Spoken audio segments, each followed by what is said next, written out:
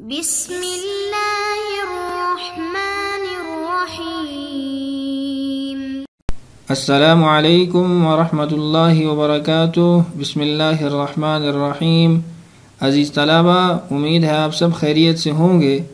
آج ہم level number 1 کا سبق نمبر 36 پڑھیں گے، جس کا عنوان ہے فعل نہیں معروف۔ اس سے قبل اسباق کے اندر ہم نے فعل ماضی، فعل مضارع اور فعل امر کی تفصیلات پڑھی تھیں۔ آج ہم فعل کی ایک نئی قسم پڑھ رہے ہیں، جس کا عنوان آپ اپنی اسکرین پہ دیکھ رہے ہیں، فعل نہیں معروف۔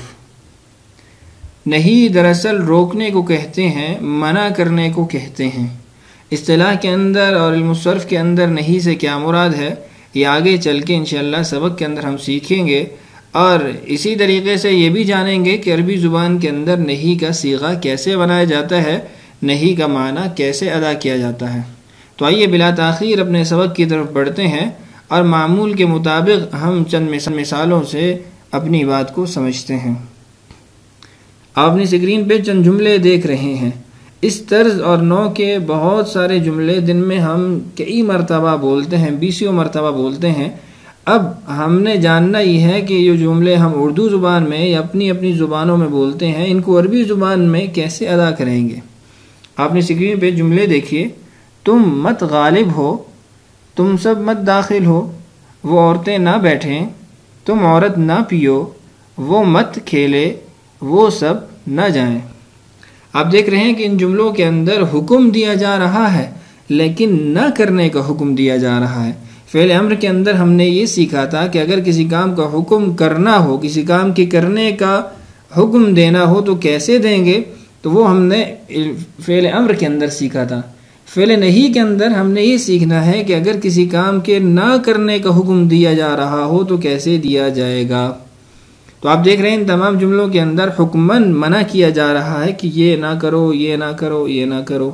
تو آئیے دیکھتے ہیں کہ عربی زبان کے اندر اس کو کیسے ادا کیا جائے گا اور اس نوع کے جملوں کو کیا کہا جاتا ہے۔ آپ اسکرین پہ دیکھ رہے ہیں فعل نہیں۔ سب سے پہلے فعل نہیں کی تعریف لکھی گئی ہے، اس کے بعد فعل نہیں بنانے کا طریقہ بیان کیا گیا ہے۔ وہ فعل جس سے کسی کام کے نہ ہونے یا نہ کرنے کا مطالبہ سمجھا جائے، جیسے مت بیٹھو، مت اٹھو۔ یعنی کسی کام کے نہ ہونے یا نہ کرنے کا مطالبہ سمجھ میں آئے، حکم سمجھ میں آئے کہ حکماً کسی چیز سے روکا جا رہا ہے۔ دوسری چیز ہے فعل نہیں بنانے کا طریقہ۔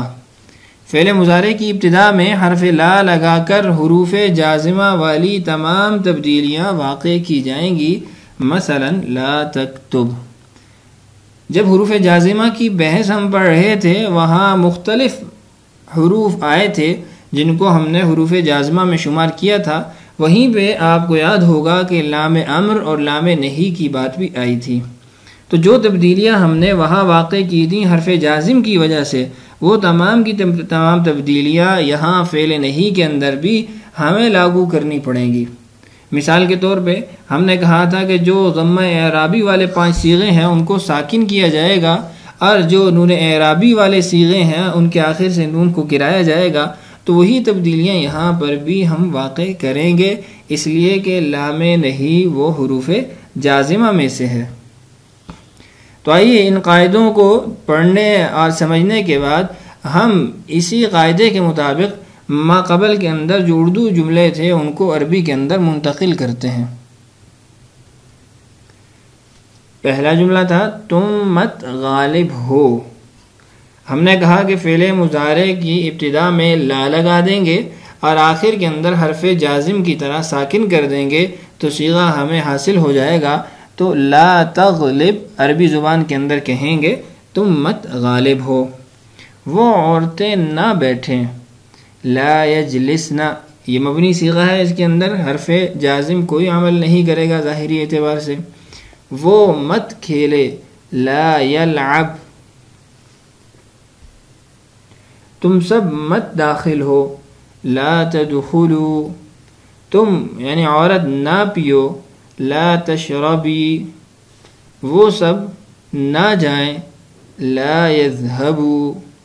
تو آپ نے دیکھا کہ ابتدا کے اندر حرف لا آ گیا اور آخر کے اندر وہ تبدیلیاں واقع کی گئیں جو حرف جازم کے ساتھ واقع کی جاتی ہیں۔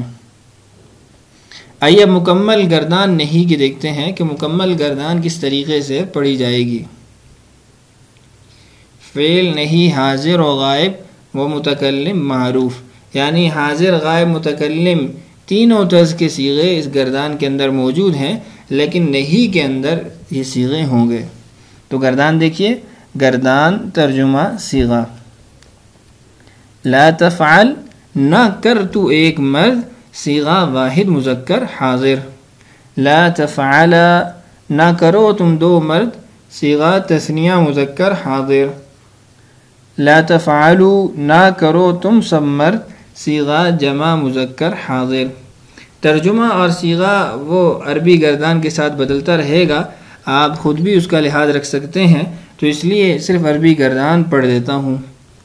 لا تفعل، لا تفعلا، لا تفعلوا، لا تفعلی، لا تفعلا، لا تفعلنا، لا يفعل، لا يفعلا، لا يفعلوا، لا تفعل، لا تفعلا، لا يفعلنا، لا افعل، لا نفعل۔ ان گردانوں کے اندر اور ماقبل جو ماضی اور مضارع کی گردانیں تھیں، آپ نے محسوس کیا ہوگا کہ وہاں پہلے غائب کے صیغے، پھر حاضر کے صیغے، پھر متکلم کے صیغے ہوتے تھے، لیکن یہاں برعکس ہے، پہلے حاضر کے صیغے، پھر غائب کے صیغے، پھر اس کے بعد متکلم کے صیغے۔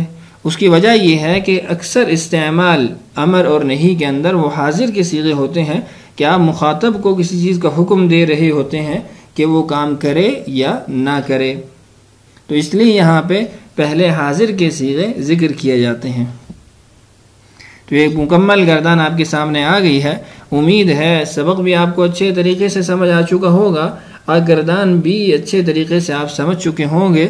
اب اس گردان کو یاد کر لیجئے، یہ بنیاد ہے تمام کے تمام افعال جن کے اندر آپ نہیں کا صیغہ بنائیں گے، تو اس لیے اس کو اچھے طریقے سے یاد کر لیجئے۔ اب آئیے حسب معمول مشق کی طرف بڑھتے ہیں اور مشق کے سوالات کو سمجھتے ہیں۔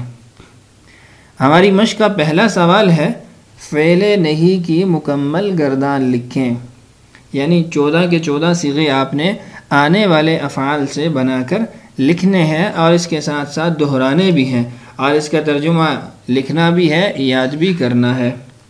پہلا فعل ہے غضب یغضب، غصہ کرنا، اور دوسرا فعل ہے قطع یقطع، کاٹنا۔ بعض اوقات ہم آپ کے لیے نیا فعل لے کے آتے ہیں اس لیے کہ آپ کو صیغے بنانے کی مشق بھی ہو جائے اور اس کے ساتھ ساتھ عربی الفاظ کے اندر بھی اضافہ ہو جائے۔ اب ایک نیا فعل ہے غضب یغضب، اس فعل سے آپ 20 جملے بنا سکتے ہیں، وہ 20 جملے آپ کو علم الصرف کے اعتبار سے بھی فائدہ دیں گے اور اس کے ساتھ ساتھ عربی زبان کے اعتبار سے بھی آپ کو فائدہ حاصل ہوگا۔ تو اس لیے ان الفاظ کو بھی ساتھ ساتھ اچھے طریقے سے یاد کیا کریں اور ان کی گردانیں بھی دہرا کے استعمال کیا کریں۔ ہماری مشق کا دوسرا سوال ہے عربی بنائیں، یعنی چند اردو کے جملے ہیں، آپ نے ان کو عربی کے اندر منتقل کرنا ہے۔ سب سے پہلا جملہ ہے تم غصہ نہ کرو، دوسرا تم سب نہ جاؤ، تیسرا وہ سب نہ یاد کریں، چوتھا وہ داخل نہ ہوں، پانچواں تم عورت مت جاؤ، چھٹا تم عورتیں نہ بیٹھو۔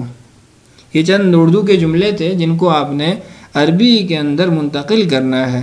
یہ بھی ایک مشق ہے آپ کی تاکہ صیغوں کی پہچان بھی حاصل ہو جائے اور جلد از جلد آپ صیغے کو عربی کے اندر منتقل کرنے کی صلاحیت بھی حاصل کر جائیں۔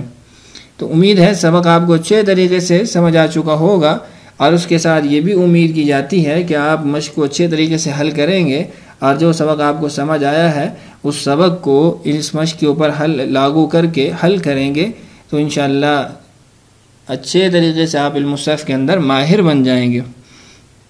اللہ تعالیٰ سے دعا ہے اللہ تعالیٰ سمجھنا اور سمجھانا ہمارے لیے آسان کرے، اللہ تعالیٰ ہم سب کا حامی و ناصر ہو۔ آج کے لیے اتنا ہی کافی ہے، اجازت دیجیے۔ السلام علیکم ورحمۃ اللہ وبرکاتہ۔